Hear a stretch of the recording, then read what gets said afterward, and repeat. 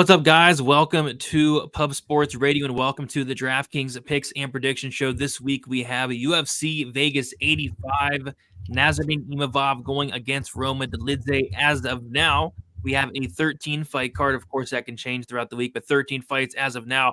Looking forward to it after a week off and right back into it here. So, going to kick it around. We got Weezy, Monk, and Gordo in the building. We'll start with you, Weezy. Weezy, what are your thoughts on this card? You looking forward to it? Yeah, I'm really looking forward to it from a gambling perspective. From a DraftKings perspective, I find it to be a fascinating card because I like a lot of underdogs this week.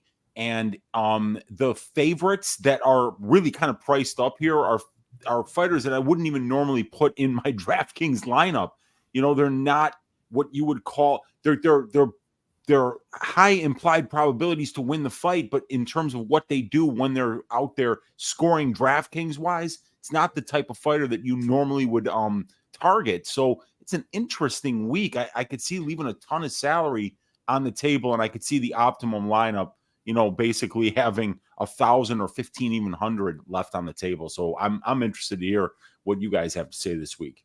Yeah, I mean, I agree. I think there's a ton of live dogs this week. Monk, what is up? Any trains, or is the only train this week going to be Peterson? The only train is Thomas Peterson this week. We were right on time.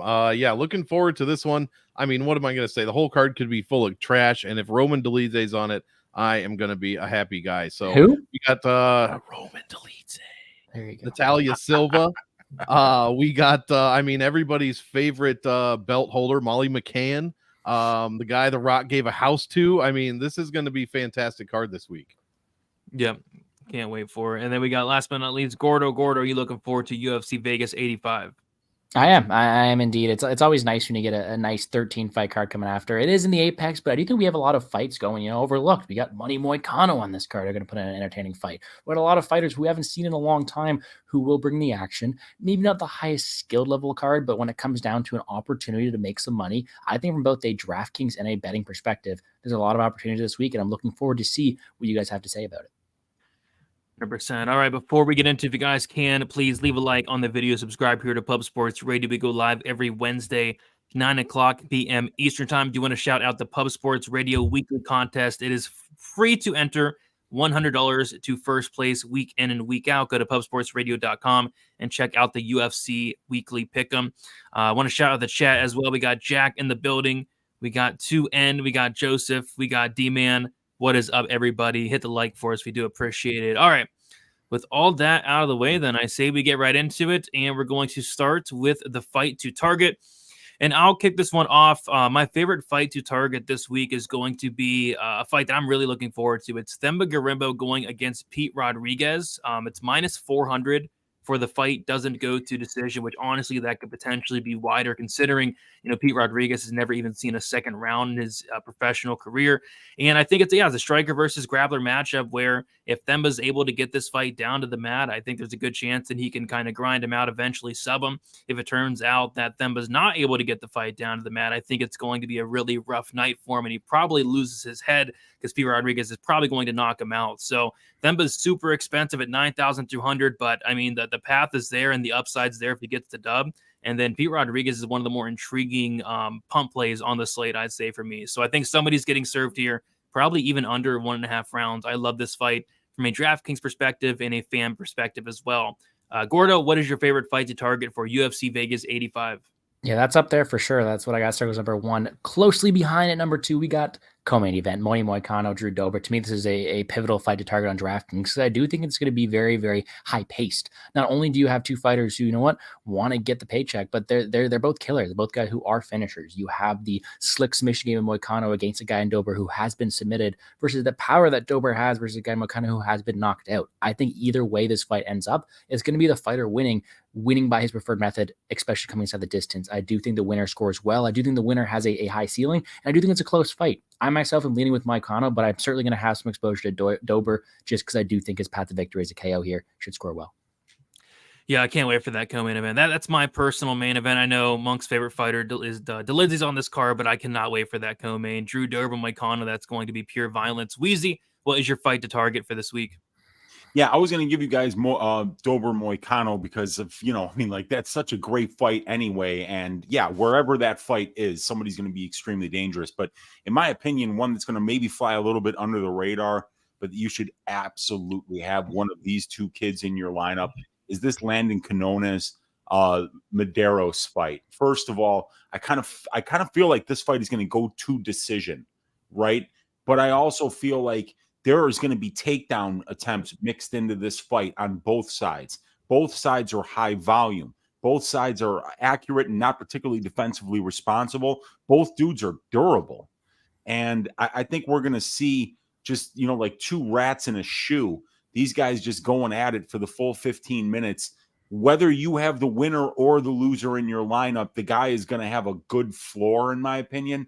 Landon Canones was scoring 4.08 DraftKings points per minute against Nasrat Haqparast, and he allowed to Nasrat 4.62 DraftKings points per minute. So if we see and that fight had no wrestling in it. So we could see high volume striking and wrestling mixed in this fight. I think whoever wins it is going to be optimal this week.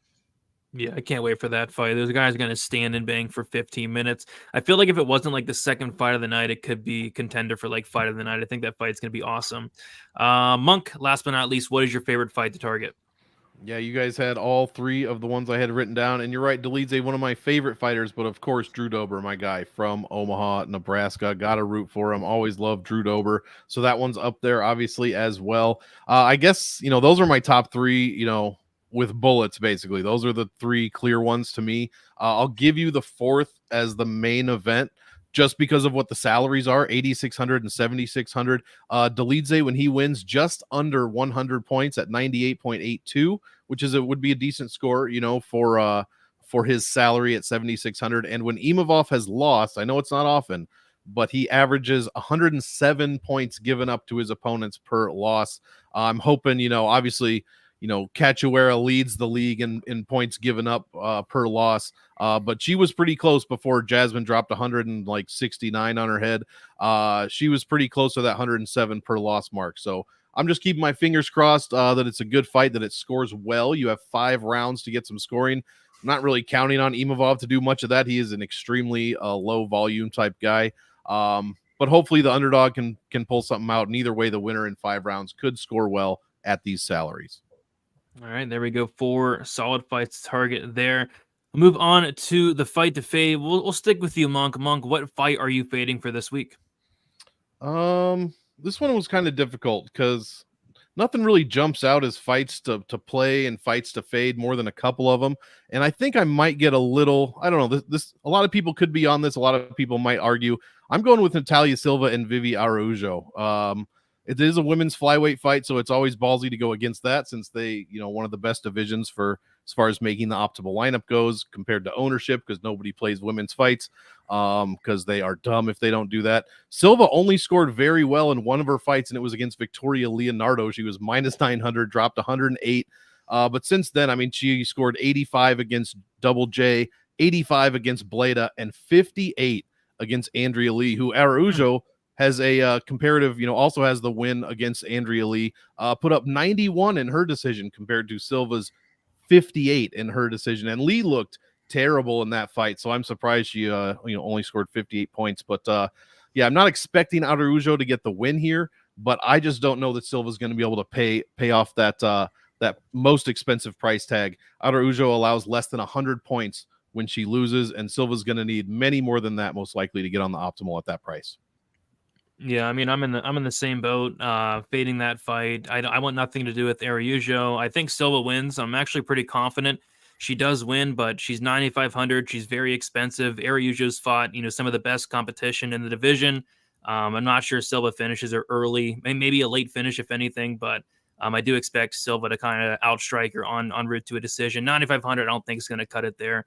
And yeah, pretty easy fade. There's not another fight I really want to fade, I'd say. Gordo, how about you? Which fight are you fading? Yeah, that one's at the top of my list as well. I'm going to go with one right under that, though. McCann Belbeat is also one I'm going to be a bit under-owned too.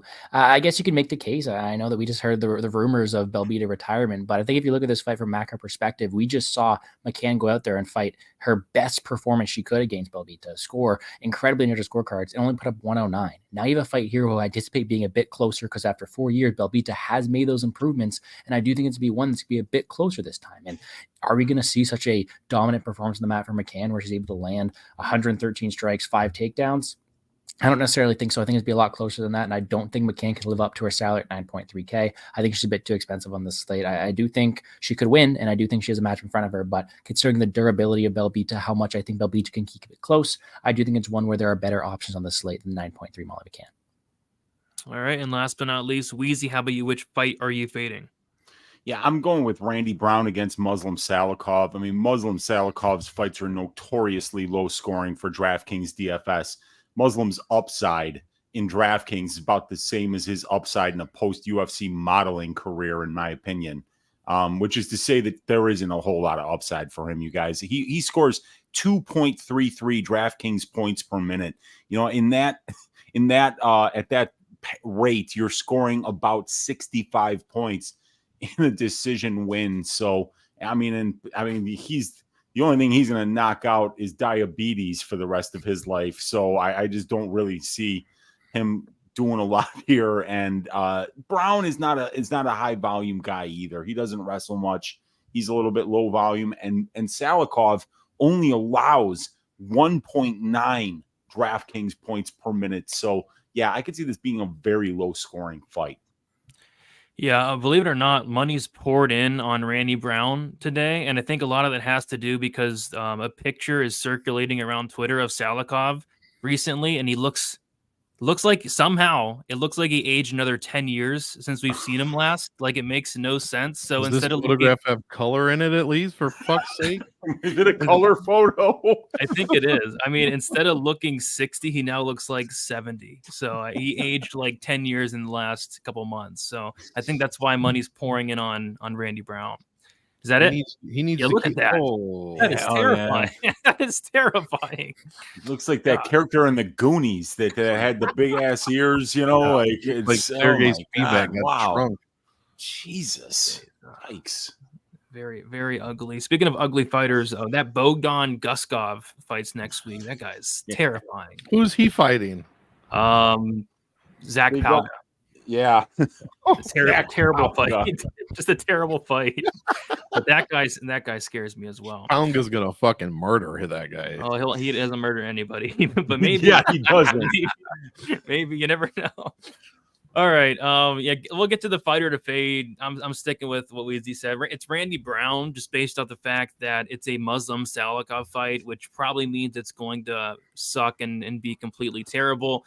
Nothing is going to happen. Randy Brown's probably going to win a decision. Maybe you get a late finish, but yeah, I don't think Brown has any wrestling upside. That's not his game. He's not going to go out there and shoot takedowns. And although I think maybe he can potentially finish maybe a gas Salikhov late, even then I'm not sure he pays off that salary. So I'm fading Randy Brown. It's a Salikhov fight, and Salikhov fights typically do not score well.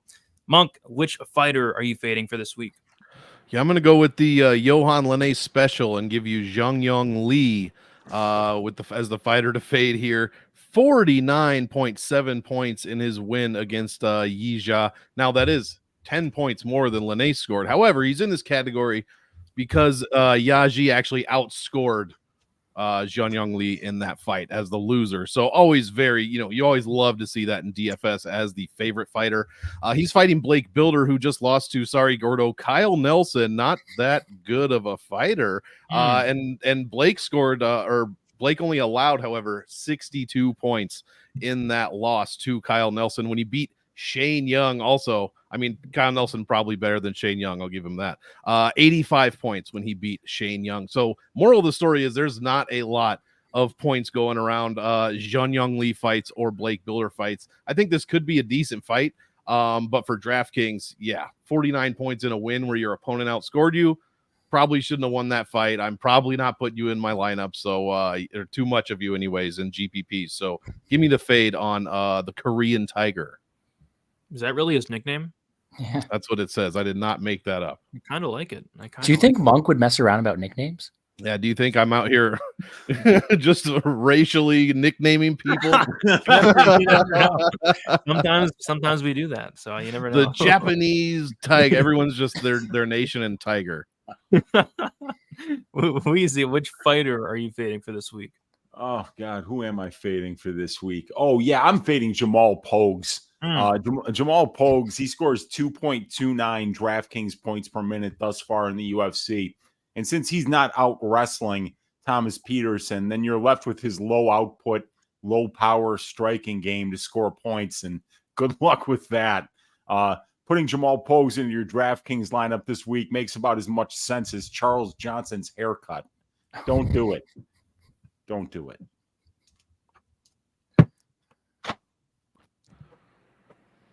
Gordo, which fight are you fading for this week? Yeah, I thought it'd be a hot take, but we've already talked about this fight quite a bit. Natália Silva, 9.5. To me, although I think she wins this fight at a high clip, although I will be having her in some certain lineups. I think when it comes down to creating a GBP lineup with high ceilings, it's so hard to fit her in here at 9.5K. I mean, she is someone who historically hasn't been able to go out there and produce too many points fantasy wise. 85 in her first two, 58 in her last one, in a performance where she dominated. Like, don't get me wrong, she dominated that fight, but it translated to only 58 points. And now she gets a matchup here against her best opponent yet, who I still think Silva beats. I don't think she can go out there and put up 120, 130 points, something that you want to see from someone at 9.5K. And for that reason, it's really hard for me to go and roster her here. I think there are better options around her with higher ceilings. And for that reason, I'm getting a bit away from her at 9.5. All right, sounds good to me. We talked about the targets, fades, fighter to fade, and now it is time for the favorite dog. There are so many options that stick out for this section here. We'll start with you, Monk. Monk, who is your favorite dog for this week? It's going to be my guy from the 402, Drew Dober. Gotta love him against Money Moicano. This is, whoever said it earlier, I completely agree. This is my favorite fight of the night. Overall, I like both guys a lot. I generally root for them. When they fight, not each other though. So I got to pick Drew Dober. Sorry, Money Moicano. Also, he's cheaper this week, so obviously that's why we're talking about it for underdog.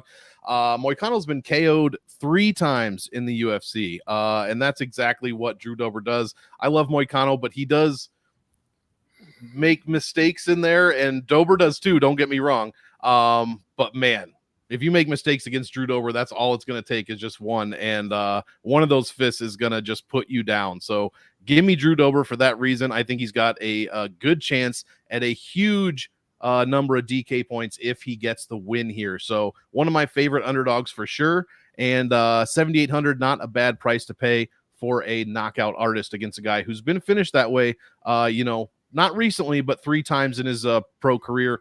And one's against Khizriev. So, another guy that can crack, but if, Dober's at the top of the list as far as guys that can crack you at lightweight. So yeah, give me my guy, Drew Dober, get one more win here against Money Moicano. All right, Monk, you're done going first because you keep stealing my answers. So finally, I get to steal them. Yeah, for now on, you're going either third or last. Yeah, I went last first, and all 3 you fuckers took my fights. So I mean, I'm just getting it back right now. Well, I know how I feel now because it's Drew Dober, it's also Dolidze, but I'll talk about him later. So I guess I'll go with my third option, which is it'll be Landon Quinones. Weezy talked about this fight a little bit. I think this fight's super close. I think this fight can go either way. These salaries don't indicate that. Feels like kind of like an 8,000, 8,200 type matchup. Both these fighters, I think, are very well matched. This line's close for a reason, and it keeps even closing up. I think Quinones is like plus 108 now. And yeah, Weezy mentioned the volume of Quinones is incredible. I like the cardio. I like the durability. I think this fight's going 15 minutes. Even if Quinones does lose the fight, like he can put up 100 plus significant strikes and in a win. I think he has a solid ceiling as well with that incredible volume. So yeah, give me Quinones. Probably my third option, but there's a ton of live dogs on this card that I like. Weezy, who is your favorite dog for this week? Favorite dog I have written down as, it's an easy one this week. It's Roman Dolidze. In a 5-round fight, this dude is also very durable. So even in a loss, you're probably getting around 3 DraftKings points per minute from him over a 25-minute stretch, leading to around a 75-point score, and that's right around his salary. So Roman has massive power, and he's got a massive submission grappling upside in this fight. So I'll take the more dangerous guy going for 25 minutes who's live for a finish win and a high floor in a decision loss or even in a decision win. So I do like Dolidze a lot this week. He is your Uncle Weezy's Bootsy Collins Memorial Dogs Are Barking pick of the week, looking for 2 in a row. There you go. Yeah, I love Dolidze on DraftKings this week. And then Gordo, how about you? Who's your favorite dog? Yeah, I like all those options, but on a card like this, when we got Money Moicano and Molly McCann, I'll take the guy who's the best on the mic. I'll take Charlie Radtke as my pick here. Okay, maybe not the best on the mic. I'll get past that. The best on the mic, dude. Yeah, I don't know if I can say that. I'll get in trouble, but I do think it's a spot here where that might be being baked into the line. This might be a spot where we had a guy not deliver last time against Blood Diamond, and now he's at $7,200 against a guy who was supposed to lose at one point to Kosi last time. I mean, Urbina is not a guy who's been really battle tested. He's a guy with still a lot of questions to be answered about him. I think in this spot here, although Radtke still has questions to be answered about him as well. We know he's well-rounded. We know he has some good ability to work in transition. I like his hands, and I do think he has the ability to go out there and not only get a finish, but beat someone in Urbina at a 7.2K price tag. I think he has the ability to contend a lot closer than this line entails, and I think although that Urbina might be a good athletic specimen, I don't like Urbina's striking defense. I think Radtke can contend on there. And then even in the ground transitions, I like Radtke's ability to mix it up on the mat. I think he's competent wherever the fight goes, and I do think he has a good foundational knowledge of MMA, making him a better underdog than 7.2K entails. So I do think Radtke has a very good chance in this fight. Aside from what he's saying in interviews, aside for the fact he couldn't take down Blood Diamond, I do think that was just the first time out there. Redemption spot here, and I do think at 7.2K allows for a lot of options up top. There we go. Hopefully he can get the win, and I'm not sure they're going to interview him this time around, but we'll see. Hold the mic, because that was the second bomb that was dropped on. He was the first on that broad because Cape was after. Oh, okay. Cape was after. Yeah, one of them. I just remember what DC was just like, just pull it, just like, see ya. So funny. Yeah, that was a wild night. Dude. I think that was the same night that Jared Gordon knocked out somebody in the first round. Oh, Mark Madsen. Yeah, that was just crazy. And Mark Madsen retired today, by the way. He did. Which, was just a delayed announcement that we all already knew. I mean, like that's automatic retirement. If you get knocked out by Jared Gordon, you are officially retired, whether you decide to do it or not. Nobody's ever going to let you in a cage again. They're for fear of getting sued. What not a lot of people know is if two bald guys fight each other, one of them has to retire afterwards. Wow, I didn't know that. It's true. That's why I'm still standing. I've put some bodies down. We'll just say that. All right, guys. We'll get to some prize picks then. What do you say? We'll get to some prize picks. And yeah, there's a lot of spots I like for prize picks. Curious what you guys have to say for. We'll start with Gordo. Do you have your prize picks play ready for this week? I do, and it's going against what you guys have been saying a lot here. You guys have been talking a lot about that Quinones fight. I'm going to go with the under fantasy score for Medeiros this week. It just set a little too high for my liking, 93.5. I do think that we have to take into account that PrizePicks has different scoring here, and you're only getting 20 points for a decision win. That means he has to go out there and score either 130 strikes to be able to land in takedowns, and that includes him having to win in what a fight is pretty close. I just think at the end of the day, if we run this fight back, you know what, a few times, I think he hits below this line more times than he hits above it. I do think it's a lot higher than I do expect, especially considering the durability that we see of Quinones. I don't think it finishes too often. Instead, I think you'd have to rely on a ton of volume and even takedown upside from Medeiros, which I don't always see happening all the time. I'd rather see either a close fight potentially going the other way for Quinones or a fight being just a bit lower volume than that high fantasy score entails. Give me the under of Medeiros, even though you guys know how much I hate taking unders. All right. Yeah, it makes sense to me. For me, I'm going to go with a under as well. I'm going to go with the Themba Garimbo less than 24.5 significant strikes, which is very low, but I mean, this guy throws nothing, like literally absolutely nothing. And I can see a scenario where this has a lot of avenues to go under, whether that's Themba shooting. I think he's going to shoot within the first 15 to 20 seconds. I think he's going to want nothing to do with the striking. He doesn't really in general. And if he does get this fight down to the mat, I think he's live for the sub. And if he's not able to get the fight down to the mat, I think he gets knocked out. So I think there's a lot of ways for this to hit. He only landed 33 strikes against that bum, Takashi Sato, and that fight went 15 minutes. I don't think this fight's going anywhere near 15 minutes. So give me the under 24.5. He also landed only 6 against AJ Fletcher in a fight that lasted like 6.5 minutes. So yeah, I don't even think he gets maybe 10. I mean, I think he shoots for a takedown instantly. So give me the under there. I like that. I like Gordo's as well. Monk, what do you like it for prize picks? Well, this will be one I'll be happy to be wrong on if it goes Roman's way, but I like the over fight time Imavov 16.5 minutes. I just think this one goes to decision, to be quite honest. Neither one of these guys gets finished basically ever. Imavov holds the only pro finish loss between the two of them, and he was subbed in that fight. I mean, there's not a ton to say here. Guys they have finished wins on their record, but again, it's the finished losses. It's how often you get finished that I look for an under most of the time. So I just think this one goes over. I think this one easily gets past the the third round into the fourth. So give me over 16.5 on Imavov here. Yeah, I like it. I think it goes 25 myself. Right there with you. And then Weezy, prize picks play for this week. Yeah, so I put a 3-legger in this week, and you guys haven't given any of the legs, so I'll give one of them here. It's the Randy Brown, and I did under 62.5 significant strikes, but now it's moved up to 66.5 significant strikes, and I have no idea why people are betting an over in a Randy Brown fight for significant strikes when he's fighting Muslim Salikhov. So actually, I can change this here. Give me just a second. Well, at 66.5, Randy Brown has only scored more than 66.5 significant strikes in a UFC fight 3 out of 16 times. Wow. For Muslim Salikhov, he's only allowed more than 66.5 significant strikes 1 time in 9 fights. You add that together, only 4 of 25 times has that happened. 16% of the time has Randy Brown landed more or Muslim Salikhov absorbed more than 66.5 significant strikes.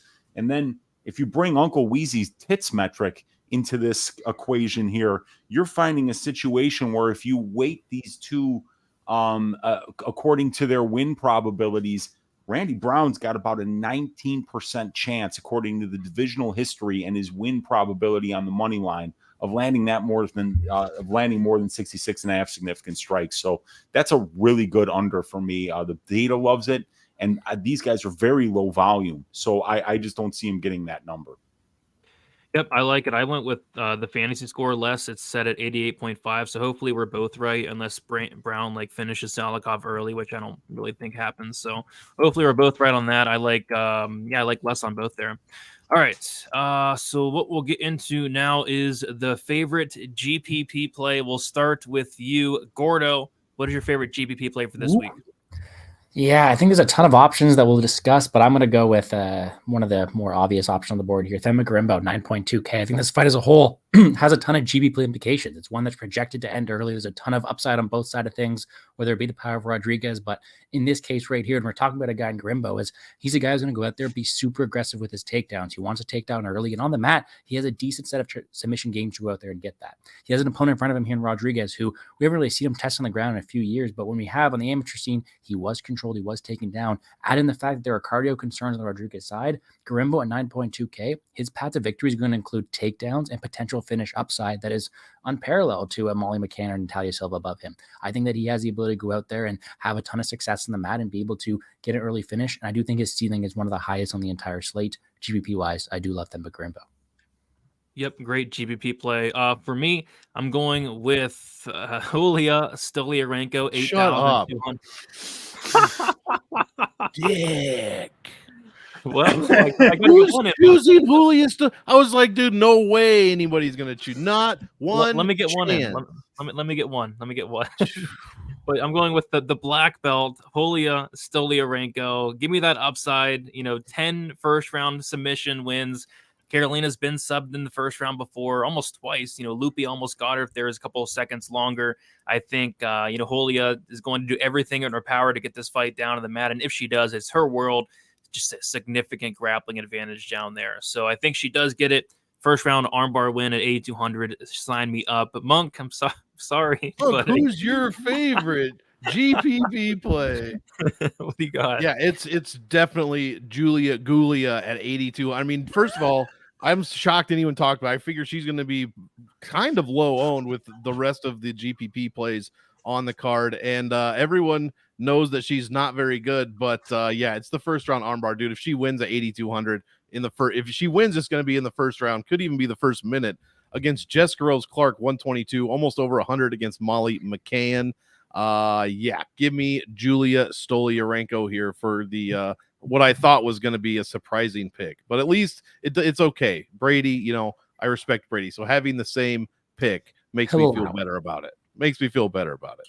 Yeah, I know Weezy has the same pick as well, so that's good. I don't know about Gordo though. We'll see. I'm going with Julia Gulia. Now, for me, I'm going with for a little bit of upside here. Not really a little bit of upside, but it's weird this week, right? I don't like this top tier. I don't really particularly care for paying up for Molly McCann. I don't want to pay up for Gilbert Urbina. I don't, dude. I would never lay juice on Themba Gorimbo. Why would I pick him in my DraftKings lineup either? I don't like him as a fighter. It's just what I'm saying is like, Gordo, you would never pay this on any other week for Themba Gorimbo. Oh, it's just a weird, and I get it. Like Themba could score 100 points. He could get 10 takedowns, you know, and pile up a bunch of control time.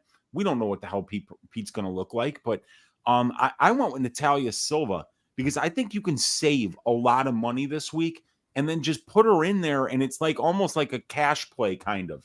But because you can save so much money on so many live underdogs this week, I think that Silva, who might score 85, 90 points, would be still good to have in your lineup because it's going to be all about not picking the favorites that win.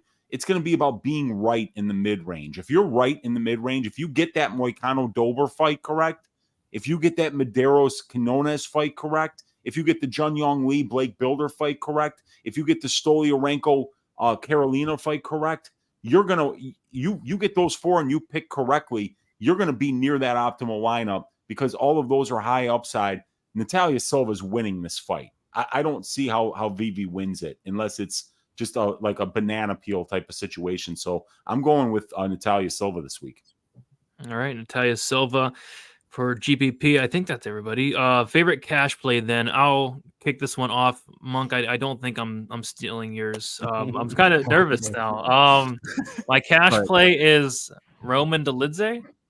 No, we're good. Okay, we're good. Roman Dolidze, 7,600. Love this play for cash for multiple reasons. For one, I love the durability. You know, I don't see anybody finishing Roman Dolidze. I think this fight does go 25 minutes. I was gonna make a Cheyenne joke. I was looking at both of you in the eyes. I was like, "Who? Nobody better do it." I'm not allowed to do that anymore, and I'm not allowed to do that anymore.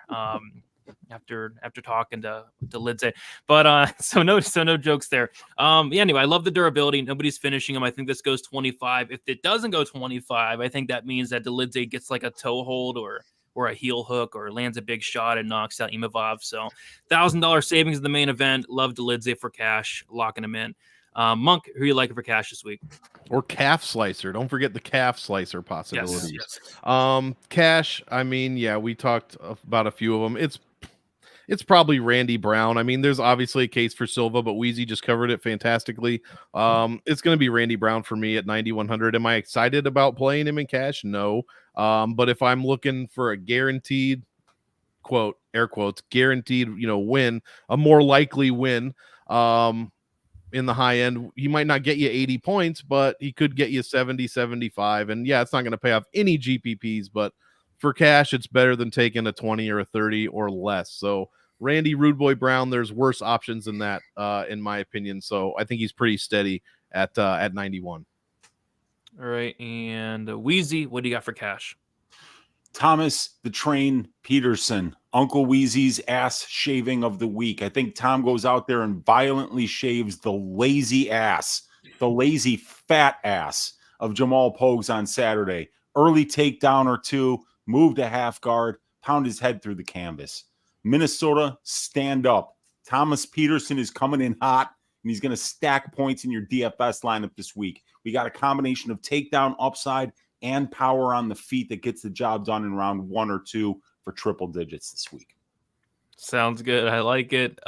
He's in my cash lineup as well. We'll talk about that later. And then Gordo, what do you got? There's going to be no one more excited for the first fight of the night than Uncle Weezy this weekend. He'll be dialed. It's going to make or break his night. I can't wait. I'm going to be there with you. Cash-wise for me this week, someone we haven't talked about yet, give me Azat Maxim at 8.9K. And I think if we look overall at this top range, none of them are facing Charles Johnson. Let's put it that way, right? Charles Johnson's been taken down 29 times in his 4 losses in the UFC. That is just a very, very good floor. And aside from all the jokes about him being taken down at a very easy percentage, we have to look at the fact that Charles Johnson is not someone out there going and finishing people, right? He's either going to win on volume or he's going to allow a ton of takedowns and lose a decision. And in doing so, I do think Maxim has the highest floor aside from Natália Silva on the slate, because I do think that he has a good ability to go to the scorecards almost no matter what. And then it's going to come with 3, 4, 5 takedowns, at least in my opinion. When you have such a clear path to victory, I do think Azat Maxim can go out there and take advantage of that. And although he was able to maybe drop the ball a bit against Tyson Nam, that was a very different opponent than Charles Johnson here. I do think that Maxim has a very, very high floor, and I think he's a very, very safe cash option this week. Yeah, kind of surprised we haven't talked about him. He did kind of crap the bed in his debut, but I think he gets back going this fight against Charles Johnson. All right, so favorite value play here. We'll stick with you, Gordo. Who you like it for some value this week? It's no hot take. We've talked about him a few times. It's Dolidze. 7.6. I do think that's a good value for him. A guy who has at least 25 minutes in him, like you said, very, very tough, very durable. He has the finish upside, and I do like the fact that he was pushing forward or going toe-to-toe with someone like Vettori. There's no doubt in my mind that Imavov is the superior striker of the two, but I think that Dolidze is going to have the ability to continue to go forward, be tough, go out there, survive, as well as being the more opportunistic finisher. I personally compared this fight to Bueno Silva versus Pennington last week, the more dangerous fighter of the two versus the minute winner. I just think at this time, the finisher gets his way. Give me Dolidze. I think there's good value in it. All right. I like it as well. Don't ever compare that fight to a Dolidze fight ever again. Never again. Yeah, he's right, Gordo. He's right. that was too far, Gordo. On paper. Okay. On paper, yes. On paper, yes. I saw that line. To jump in your into my brain. Okay, it's there. Yeah, I was gonna say, like, I could make a case for Dolidze being my favorite dog, my favorite cash play, my favorite value play. I like Dolidze on DraftKings this week. For me, I'm going to go favorite value play. I'm gonna go with Pete Rodriguez, 7K. I think he's very allowed to go out there and knock out Themba Gorimbo. You know, it's a striker versus grappler matchup. I think somebody's going down here. Like I said, if it turns out Themba's not able to get this fight down to the mat, I mean, he's going to get killed. I mean, I don't think the striking's even remotely competitive. And I don't think Themba has the best durability either. So Pete Rodriguez, a guy with a 100% finish rate, a guy with a 100% finish rate in the first round. We're getting him at 7K. Like Weezy said, like Themba Gorimbo should be 9,200 against nobody. Could he look 9,200? Sure, but still, right? So Pete Rodriguez for me, 7K. I'm going to have quite a bit of him as a value play. Weezy, what do you like for value this week? For me, it's Landon Quinones. I feel like there's a really good floor there with him. I think that it's going to be a high action fight, and I think that Quinones, I can count on the conditioning and the durability. And you know, I love the performance against Hack Parast. I bet on Quinones in that fight. And I thought that he went 3 hard rounds in Australia on short notice against a guy with over 10 UFC fights to his credit at that point. To be able to push through being extremely tired early in that fight and land over 140 significant strikes. When I see this stylistic matchup against Medeiros, I see both guys getting hit a lot. Like I said, I see both guys wrestling a lot. So with one guy being, 7,700 or whatever it is, and Medeiros being 85, I think there's a lot of value in Landon here, and I think that he's about a 50-50 chance to win this fight. So I like that one this week. I like it. And then Monk, favorite value play. Well, get your goddamn pitchforks out, because I'm going Jamal Pogues at 7,500. Listen, it's True Detective season, all right?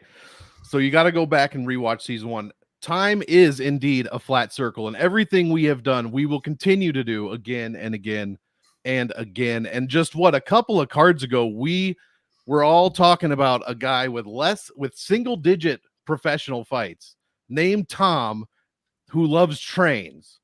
And we all loved him. And then Nicholas Mata whooped his ass in the very first fucking round. We're going to just, like I said, time is a flat circle. We're going to keep doing it again and again. Well, not this time, thanks to Jamal Pogues. He's going to take us out of this terrible thing of that we're stuck in, this rut that we're stuck in against Thomas the Train guys.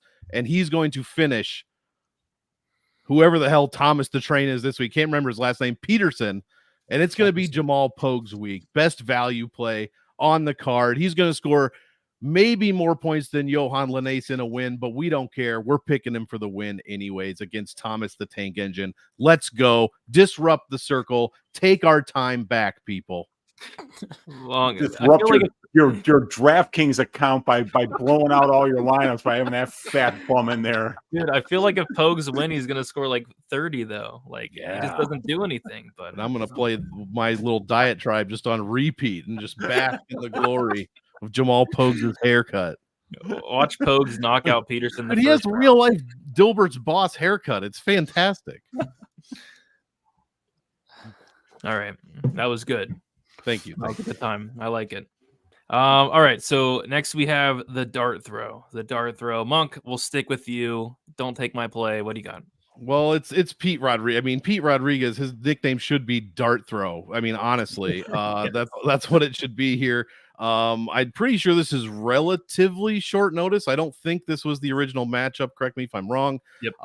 But yeah, for all the reasons a few of you guys have talked about, I mean, Pete, his chance is not getting taken down and landing the knockout shot on Garimbo early, which would score extremely well, no matter the salary. But he happens to be like the third least expensive fighter on the card. So he'd be right there on the optimal lineup in basically any kind of a win. And his path to victory is, like I said, that first round KO finish, most likely. So definition of a dart throw for me this week, Pete Rodriguez.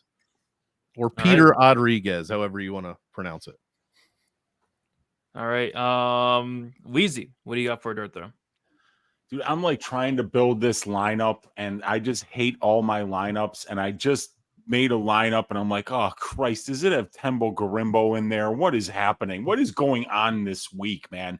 Tembo Garimbo, 9,200. Am I awake? Where at? Dude, like I took a nap earlier. I think I might still be dreaming, man. This is a weird ass week. I mean, the dart throw for me was Pete Rodriguez, but I mean, like, I don't know who could it be. Let me look here. Beats? I mean, Jamal Pogues. Oh What? God! Yeah. Yes, That's the Stormtrooper. That's Stormtrooper. what we call the garbage can throw, where you take your lineup, you crumple it up, and you throw it in the garbage can because you got Jamal Pogues' sorry ass in there. Fucking, he's gonna score. He could fucking. What if he puts up Raquel Pennington points? Oh my God! I'm just gonna. If he puts up 160 points, Oh my God! I'll never shut up about it. Never. Oh, I had Pete Rodriguez too. I mean, I feel like, you know, at 7,000, he's the definition of a dart throw. And you know what? Nobody's given Charlie Radtke any credit this week. I don't know why, man. I mean, like, it doesn't make any sense to me. This guy, I think he's the better grappler. I think he's the way more powerful striker. And he showed good fight IQ in the Blood Diamond fight. You know, going to Australia and getting a win in front of a hostile crowd after a 24-hour flight and a tough weight cut in front, you know, that's a good thing to do. And just because he held the guy up against the cage, it doesn't mean that the guy, you know, he showed great fight IQ by not letting Blood Diamond do what he does best. It was an easy win for him, man. Like, Charles Radtke's a great dart thrower too. I mean, he can knock anybody out. He can get a submission, 7,200 this week, going up against a guy that, I mean, like, has got some horrible striking defense.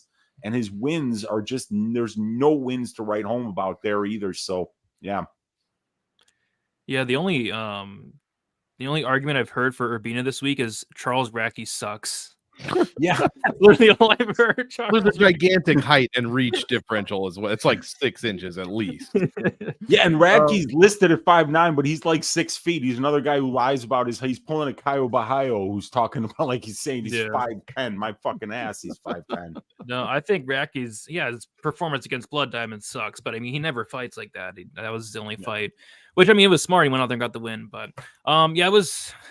There's two dart throws for me, right? It's Rodriguez, who already talked about it, and it's Radtke. I think Radtke's gonna be pretty low owned. I think he's live for a finish. Urbina super hittable. I think he's chinny as well. I don't think he has great cardio. This fight's just so much closer than these salaries indicate, and I think Radtke's live to get a finish, like I said. So Radtke 7,200. The other obvious one, Pete Rodriguez. I like them both down low.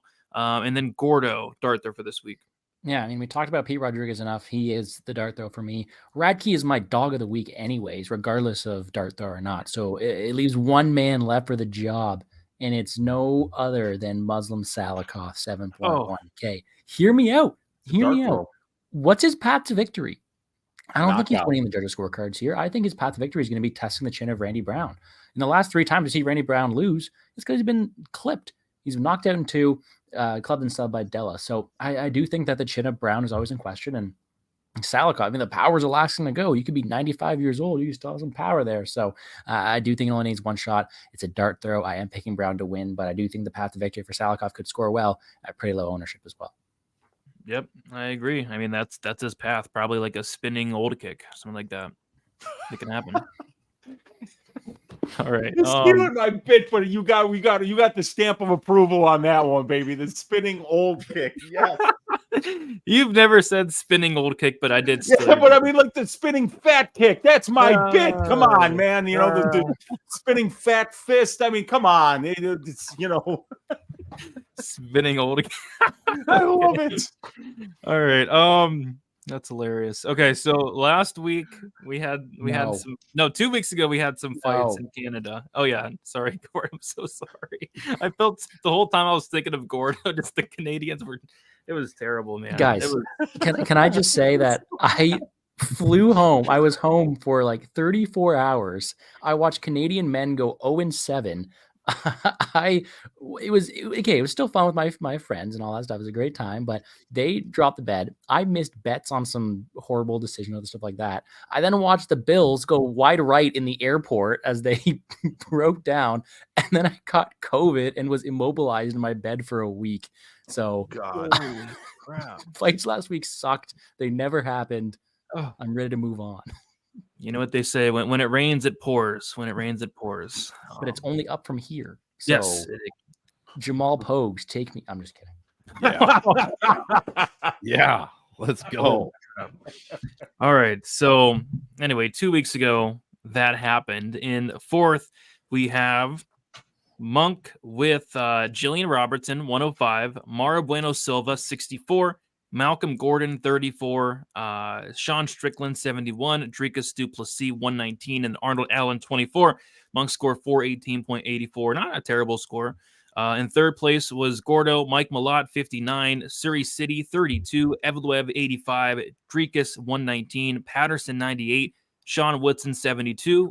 Gordo scored 468.55. 2nd place, Uncle Weezy, Mike Malott, 59. Robertson, 105. Malcolm Gordon, 34. Dricus du Plessis, 119. Patterson, 98. Armfield, 77. Weezy scored 494. And then 1st place, myself, Malott, 59. Robertson, 105. Dricus, 119. Flick, 79. Patterson, 98. And then Ramon Tavares, 64, scoring 526.7. 1st place there, prize picks, I had Katona over 1.5 takedowns. Weezy had Gordon over 73.5 fantasy points. Monk had Evloev under 3.5 takedowns. And Gordo, you had Evloev over 89.5 fantasy points, right? Yep. Okay, there we go. And you hit that, right? It doesn't say win or loss there. No, I lost by 3 points. Oh, okay. So you didn't hit it. All right. And I think we covered everything else. Okay, so in 1st place, never mind. In 4th place, we start from the bottom. We have Gordo. He is 734. 3rd place, Monk, 790. 2nd place, me, 806. And then 1st place, your Uncle Weezy, 853. Congrats, Uncle Weezy. You are 1st place.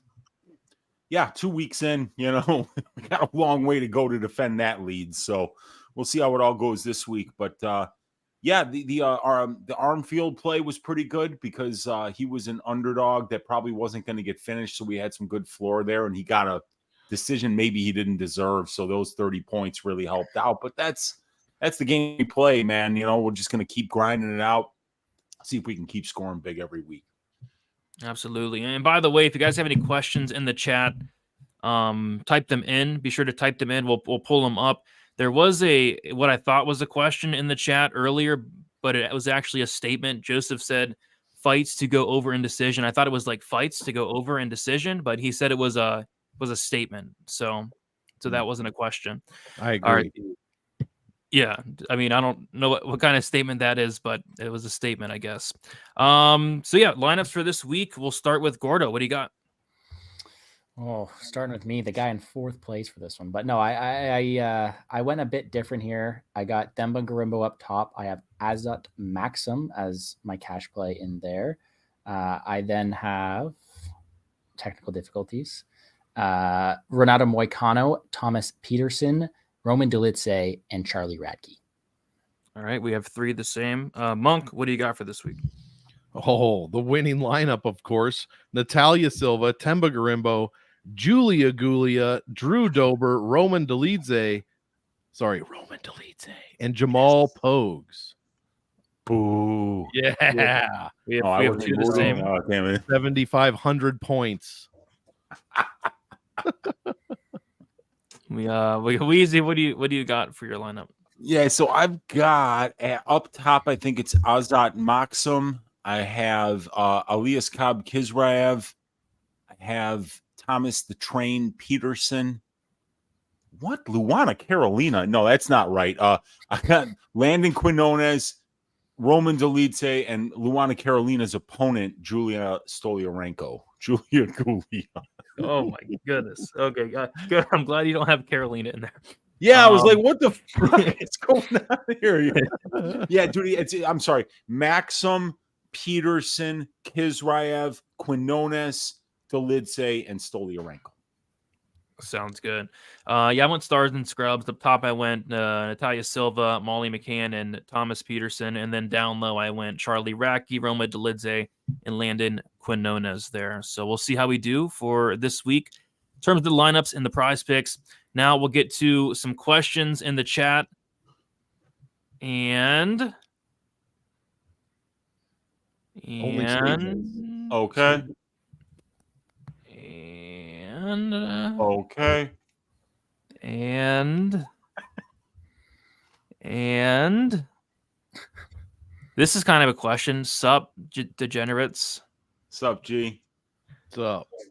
That was the closest to a question we got, guys. Okay.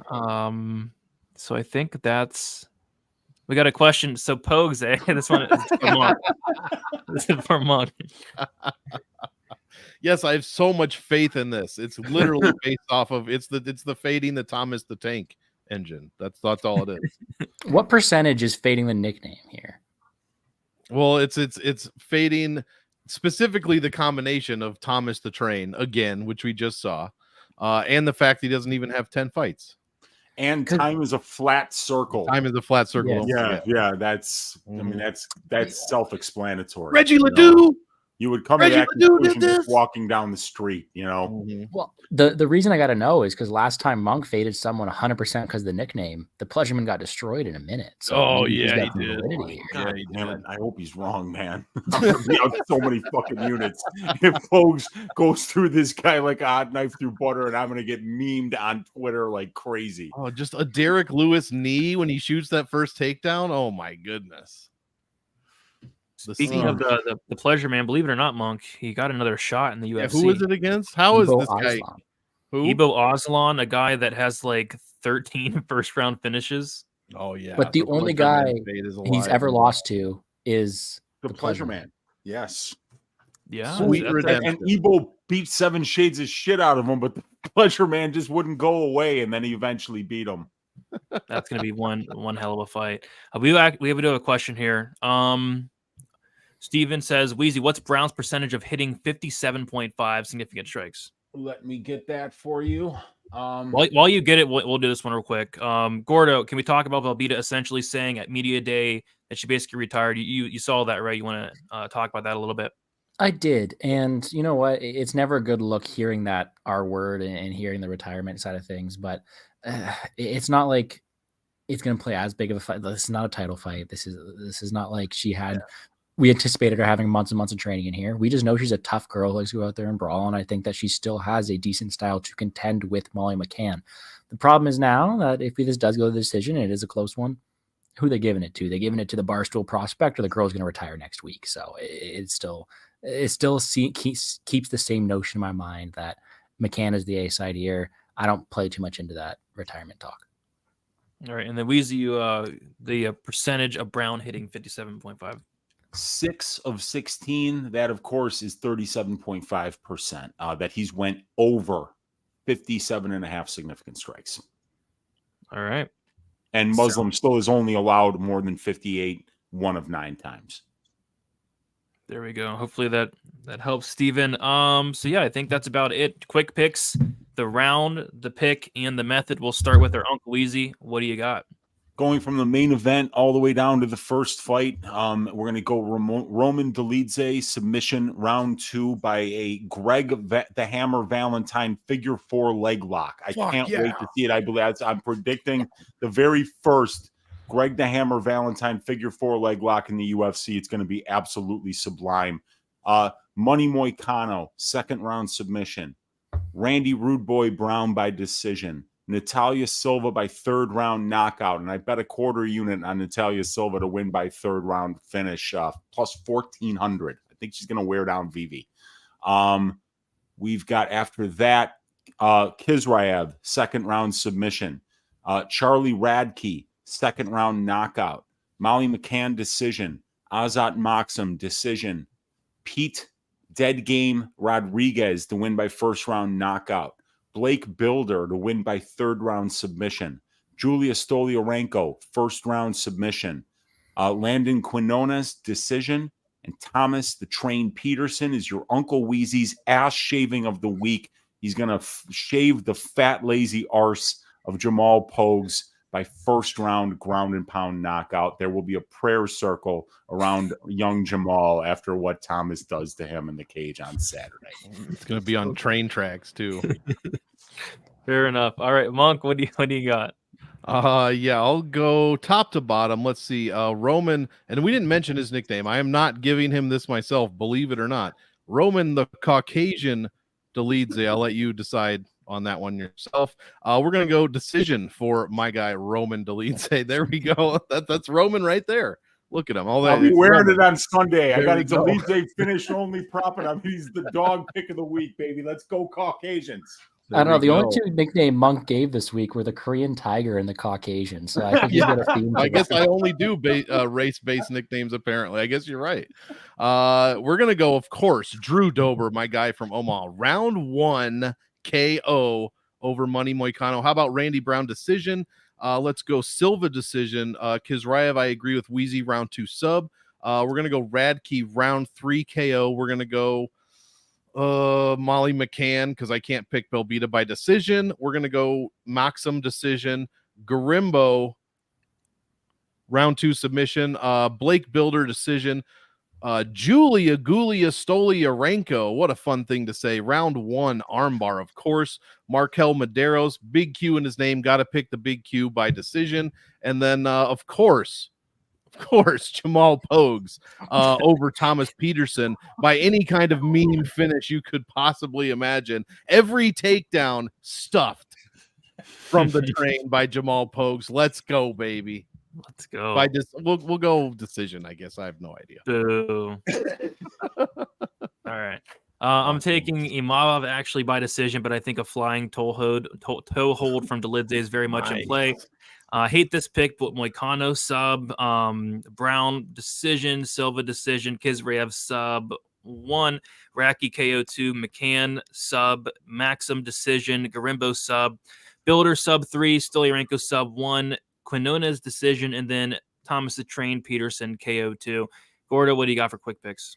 I got Roman Dolidze sub 2, Moicano sub 2, Randy Brown decision, Natália Silva decision, Makhmud Muradov KO 3, Charlie Radtke. I think I have sub 2 written down here. Molly McCann decision, Azat Maxim decision, Themba Garimbo sub 2, Jeong Lee decision, Stoliarenko sub 1, Medeiros decision, and Thomas Peterson KO 1.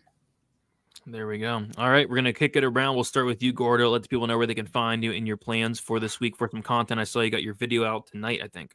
I did just get it out. My full card picks and predictions is now live on the Plays and Fades YouTube channel. You can check it out there. I broke down every single fight from a DraftKings and a betting perspective. Should be timestamped for your viewing pleasure as well. We'll also be putting out a quick best bets video tomorrow, sponsored, of course. Gotta get the money going. And aside from that, I will be doing a show with someone else, Brady, right? Saturday? Oh, yeah, that's right. Yeah, I did a show with Brady on Saturday. So check out a ton of content there. Check me out on Twitter at GamblesGordo, YouTube, Plays and Fade Sports. Wish everyone the best of luck in all your DraftKings and betting endeavors this weekend. That'll be fun. Best bet on Saturday with Gordo, and I forget who else, but it's gonna be fun regardless. Monk, what do you got going on for the rest of the week? Let's see. We've got Monk and Lose happy hour basically tomorrow at midnight Eastern, 11 p.m. Central Time. We're going to go all 13 fights. I can't wait to go over them with him. Hopefully, we'll be on a couple of different sides on a couple of these fights. So, other than that, man, I'm looking forward to Roman Dolidze, and we got my guy Drew Dober in the co-main event. This is a fantastic card. Really, really looking forward to this one, actually. And with each card that we do get, we're getting closer and closer to 298, 299, and maybe we'll find out a main event for 300 one of these days. Who knows? Maybe we will. Still waiting, but we'll see. They'll just move Harrison and Holm up there. Come on, just do. We all want it. We all want to see it. Let's not do that. But apparently, Israel Adesanya just posted on his Instagram story saying UFC 300, which we'll see if he's lying or not. But if that's the case, that'll be fun. Like Dricus Izzy would be interesting. Yeah. So we'll see. And then Weezy, what do you got going on for the rest of the week? I think you're going live in about 55 minutes. Is that right? Yeah. Ask Weezy on Uncle Weezy's YouTube channel. Going to open up the databases of stats. We're going to talk prize picks, underdog, money lines, props. Let me know if you have any questions about these fights. Join me live in the chat. You can find me on my YouTube channel, Uncle Weezy. You can find me on Pub Sports Radio 3 times a week. You can find me on the MMA Engine YouTube channel. You can find me on my Patreon, where I give access to statistics and analytics for UFC bettors. And the only thing left to do is A, watch Thomas the Train Peterson shave ass on Saturday. B, stack cash tickets like flapjacks. And C, bathe in the blood of our vanquished DraftKings enemies that had Jamal Pogues in their lineups. Let's go. No. You ruined it. Can't believe we talked so much about the stupid heavyweight fight. It's so dumb, isn't it? It's so stupid. Such a stupid fight, but it'll be a fight that does take place this Saturday. So, if you guys could leave a like on your way out, subscribe to the channel. I put out a bunch of content already: DFS by the numbers, betting, DraftKings, prize picks, you name it. Go check it out there. And all that's left is best of luck Saturday. UFC Vegas 85 should be a very fun event. We'll talk to you guys soon. See you.